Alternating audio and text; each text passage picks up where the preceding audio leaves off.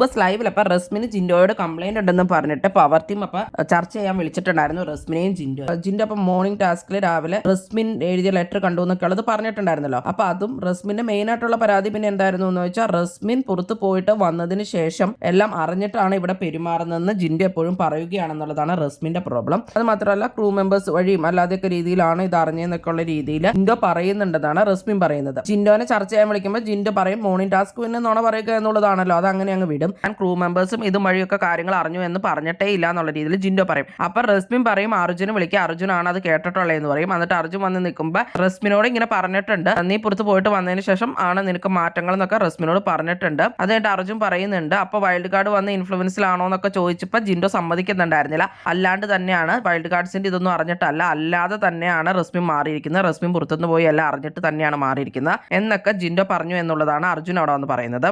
അപ്പൊ ഇതിൽ crew members ഒന്നും പറഞ്ഞിട്ടില്ലല്ലോ എന്നുള്ള രീതിയിലായിട്ട് അവിടെ ചോദിക്കുമ്പോൾ അപ്പൊ അർജുൻ പറയുന്നത് അല്ല, ഞാൻ റസ്മിനെ എങ്ങനെയാണ് അറിഞ്ഞത് എന്നുള്ള രീതിയിൽ ഹോസ്പിറ്റലിൽ ആരെങ്കിലും പറഞ്ഞതാണോ അല്ലെങ്കിൽ ഇവിടെ വന്ന് വൈൽഡ് കാർഡ് പറഞ്ഞതാണോ എന്നൊക്കെ ചോദിക്കുമ്പോൾ പുള്ളി അതൊന്നും സമ്മതിക്കുന്നുണ്ടായിരുന്നില്ല, അല്ലാത്തവർ പറഞ്ഞതാണ് എന്നൊക്കെയാണ് പറയുന്നത്. അപ്പൊ ബിഗ് ബോസിന്റെ ക്രൂ മെമ്പേഴ്സ് എന്നുള്ള രീതിയിലല്ലേ എന്നാണ് അർജുൻ അവിടെ ചോദിക്കുന്നത്. പുള്ളി ആ രീതിയിൽ തന്നെ പല പ്രാവശ്യം അങ്ങനെ പറയാനാണ് അർജുനോട് ശ്രമിച്ചതെന്നൊക്കെ അർജുൻ അവിടെ പറയുന്നുണ്ട്.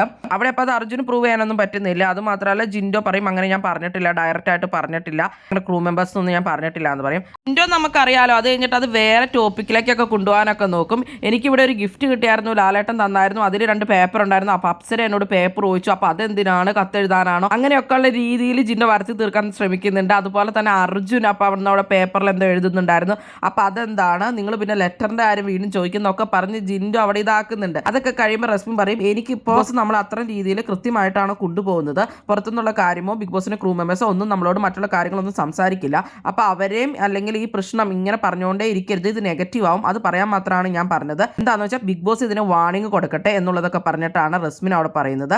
അത് കഴിഞ്ഞിട്ട് പവർ ടീം അത് കഴിഞ്ഞിട്ട് ഇനിയിപ്പോൾ ഇതിലേക്ക് പ്രത്യേകിച്ച് ആക്ഷൻ ഒന്നും എടുക്കാൻ തീരുമാനിച്ചു, ബിഗ് ബോസ് എന്തെങ്കിലും പറയട്ടെ എന്നുള്ള രീതിയിലാണ് അങ്ങനെ ചർച്ച നിർത്തിയത്. ജിൻഡോയോട് പറഞ്ഞിട്ട് കാര്യമില്ല, പല ടോപ്പിക്കുകൾ എടുത്തിടുകയും അല്ലാണ്ട് ഇതിനൊരു സൊല്യൂഷൻ ഉണ്ടാവില്ല എന്നുള്ളത് പവർ ടീമിനും അറിയാം. അപ്പോൾ അങ്ങനെയൊക്കെയാണ് ഇപ്പോൾ നടന്നുകൊണ്ടിരിക്കുന്നത് ബിഗ് ബോസ് ലൈവിൽ. കൂടുതൽ ബിഗ് ബോസ് വീഡിയോകൾക്കും ബിഗ് ബോസിന്റെ ലേറ്റസ്റ്റ് ലൈവ് അപ്ഡേറ്റ്സുമായിട്ട് ഈ ചാനൽ സബ്സ്ക്രൈബ് ചെയ്യണേ, സപ്പോർട്ട് ചെയ്യണേ. അടുത്തൊരു വീഡിയോയുമായി ഉടനെ കാണാം.